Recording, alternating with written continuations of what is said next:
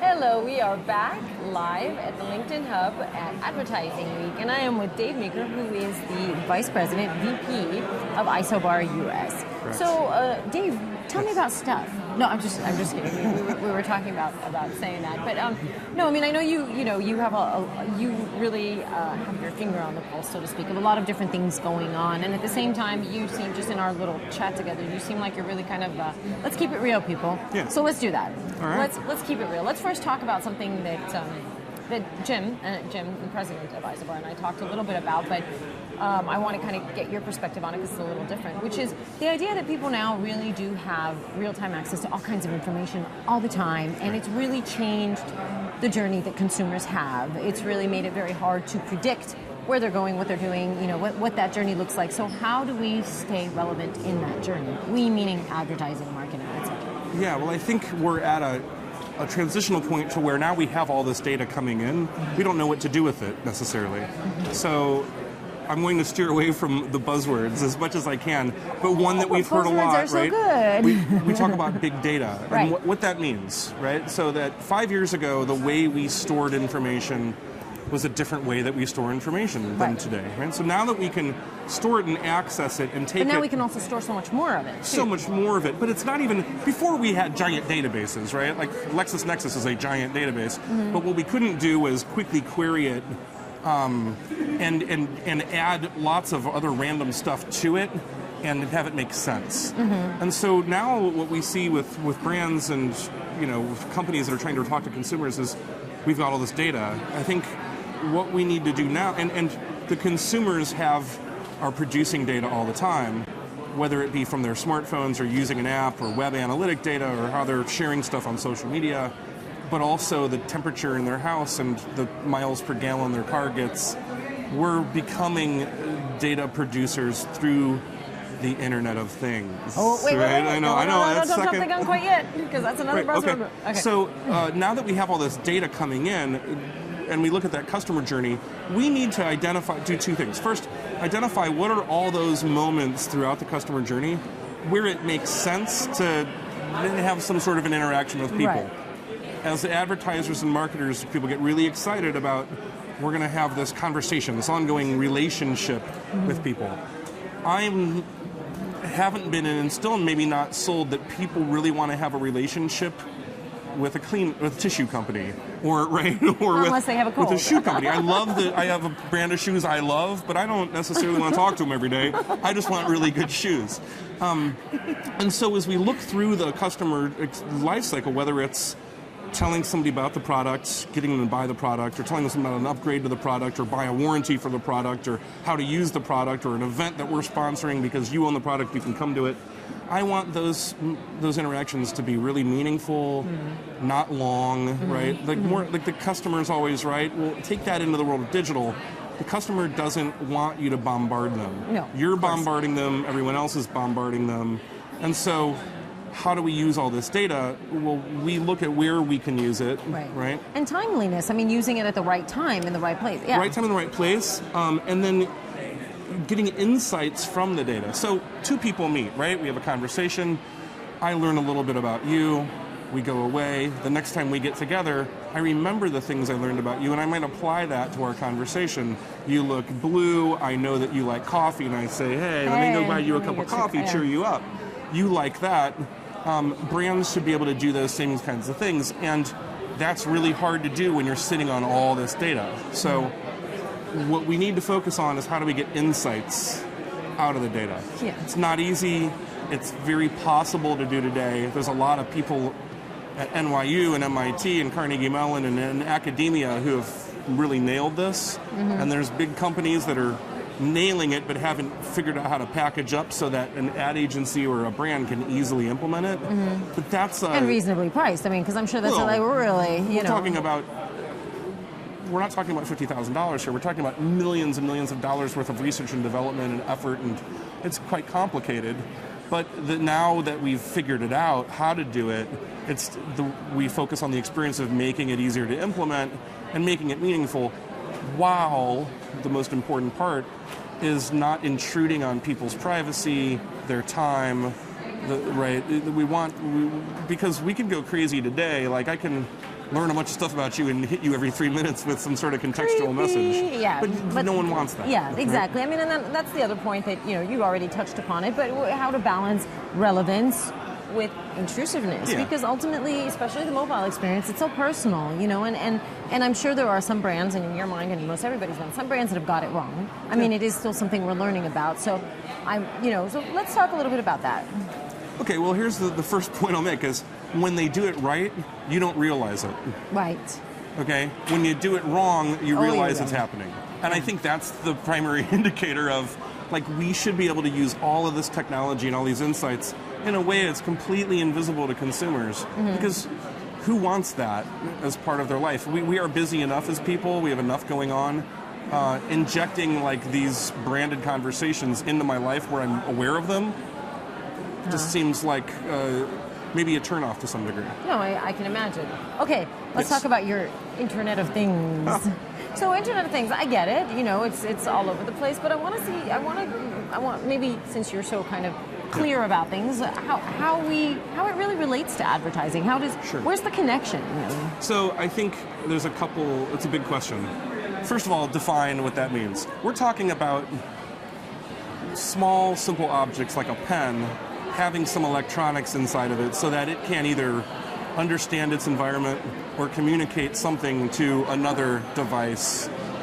We think mostly smart hubs for home automation, control, your car, right? Your mobile phone puts you as part of that to some degree. Eventually, we look at things like the aging population, right? Our parents are getting older, they're going to live hopefully independently, but if they have to live in assisted living facilities, like, I want to be able to leverage sensors and whatnot to monitor, did mom wake up late today, and why is she sitting on the couch for 4 hours at a time? That's an irregularity in her life that I might, as her kid, care about or want to know about. So I think there's a lot of ways that we can use, and Internet of Things is a great sounding thing, but it's not necessarily the internet, right? So we're just talking about connected devices. And again, we have this problem of data. We're producing all this data. What do we do with it? And now that we've got Kickstarter campaigns and Indiegogo campaigns and all these other brands making stuff, the next wave is the insights that we get from the stuff. How does that apply to brands in a world where you're not creepy, right? Yeah. So it's a great question. I think people need to figure it out. I sometimes struggle with why the marketing and the ad industry is so hung up on this, because it's a shiny object. It's new and it's exciting, and there's probably opportunities in there, but the whole thing's not some new canvas and opportunity to just go pillage to attack people with messaging, right?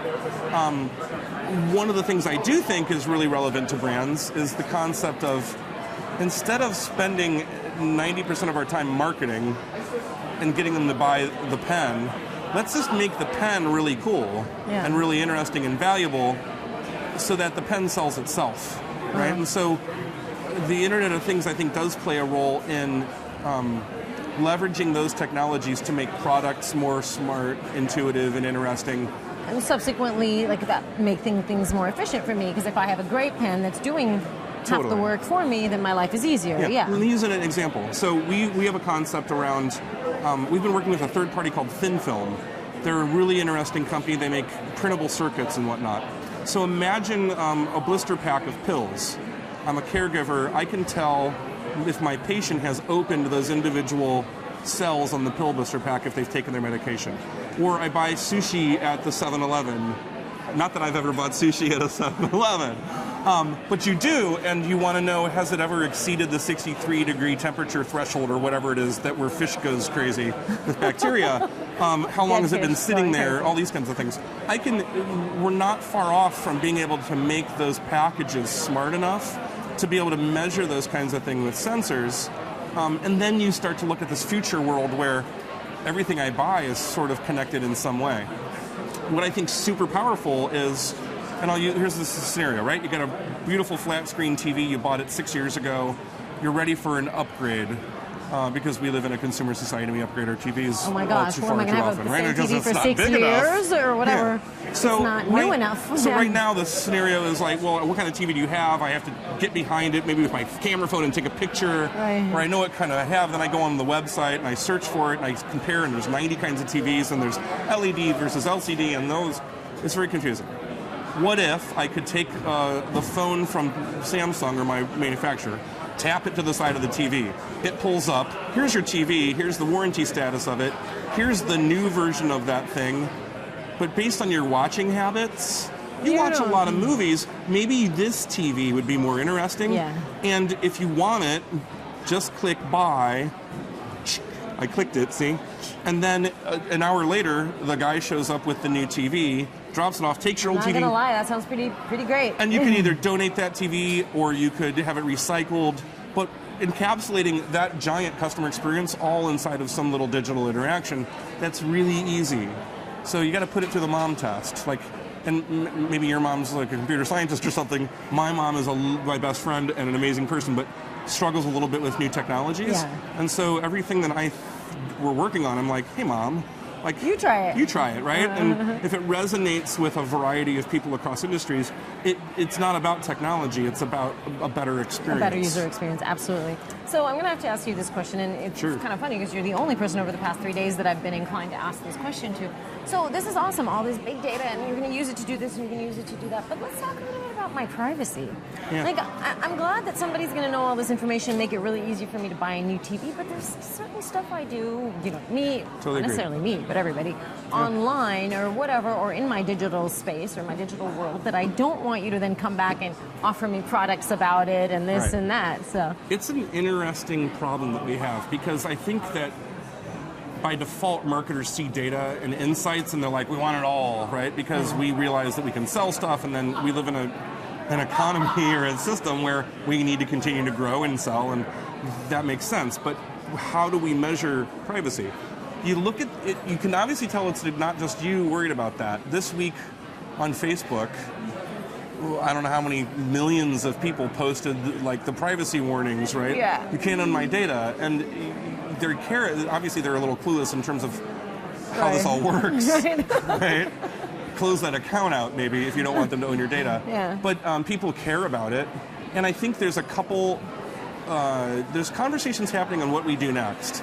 So one of the things that no one's necessarily talking about, but I think is a huge opportunity for someone, and you see a little bit like Twitter and Google and Facebook and LinkedIn with like they call it OAuth, or like being able to authorize one application by using that Google login or using that Facebook login. That kind of becomes interesting, because imagine what if I had a way to control which brands could access which information about me? My information then first has to go into some central place, and then I give permissions, right? No one should ever know my real-time location. I'm not okay with that. Mm-hmm. If I'm 19... But you realize that that's like the big trend now. I mean, I'm sitting down with someone that's all they do is, okay, you're here, let's offer you this, let's offer you that. It's all pretty inaccurate. No, I agree. And some people like that, right? If I'm in a different mindset, right? If I'm 19, I'm a freshman in college, I'm trying to save money, and I like going out and like eating fast food, I might be cool with that, because you know what? It's pretty easy to find anyway. I live on this campus. This is what I look like. You can see my social pictures. I'm already sharing that stuff on Instagram or whatever. You can find me if you want to find me. I, on the other hand, am maybe a little more private about things. I don't think we need to be draconian about encryption and data privacy, but we all have to accept the fact that with the data breaches that we've seen in the last couple of years, I don't know if any of us are really secure, because we're using all of these things. These things are all relatively new still. So I think it's a matter of we're going to figure it out. I think brands need to be considerate and not be creepy. And I work with a couple companies that are the ones behind a lot of the potential power that we have to harvest data and understand you and everything else. And those conversations are regularly happening. Like, does this pass the creepy test? And we have our lawyers looking at it to make sure, right? Because lawyers are not the best people to tell you if it passes the creepy test. But the brands themselves need to be concerned around Yes. the perception of, like, at what level do you go to understand your customers? Yeah. You know? And it goes back to what I was saying earlier. If you just make really amazing things, you don't have to follow me around to figure out what I like. Just make really good stuff that I like. So changing the way you insights. Using the insights and the data to design great experiences, not convince me that the kind of okay experiences that you've created are valuable to me. That makes a lot of sense. Just a change. I don't know. Okay. Real quick, Yeah. a few trends that you're seeing for 2016. Tech trends or?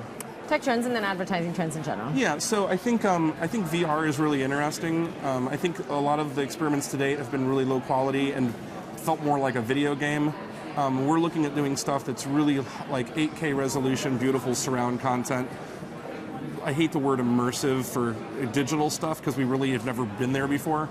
But being able to produce actually immersive content and experiences with the release of Oculus to the public, YouTube, Facebook, like these guys are all investing tons of money into this. It is a thing. It's a potential totally new channel for great stuff. Mm-hmm. I think more connected things, right? I don't know if they all make complete sense, but you're going to see that's a continuing trend. I think this idea of making things people want versus making people want things continues. Mm-hmm. And I think agencies moving into the second part of that, away from tech trends into agencies, we'll get one last tech trend. Something that very few people actually understand, but is super interesting. Artificial intelligence, and the technology that backs it up is machine learning. There's a couple really good books on it. They're very long. You should go read them. It's not a buzzword to throw in a conference room because the implications of it, we're not talking about robots killing people. We're talking about the ability for us to do what humans can do on a grand scale and provide really great experiences to people because we've learned what a great experience is and we can replicate it. Agencies are changing too. We see the agency space really being interesting. Media is changing. You have players in the industry like Deloitte and Accenture kind of moving into the agency space, mm-hmm. right? You've got agencies becoming more technical. As a legacy, we've always been sort of in the middle, like very technically savvy but focused on experience design. And I think you're going to start to see the way that brands deal with agencies change. That model's completely changing, and in 3 years it'll be very different.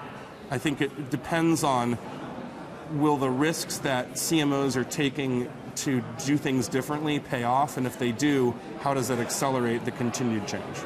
Very cool. Well, I'll have my pen talk to your pen very soon Fair and enough. set an appointment for us to talk in 3 years and see where we're at with all this stuff. Thank you Sounds so great. much, Dave. Thank you. Thank you.